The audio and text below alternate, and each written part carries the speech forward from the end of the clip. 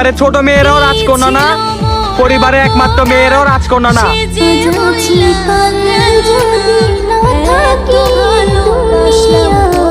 Deer best friend, তুই আমার কাছে সবসময় ইম্পর্টেন্ট থাকবি।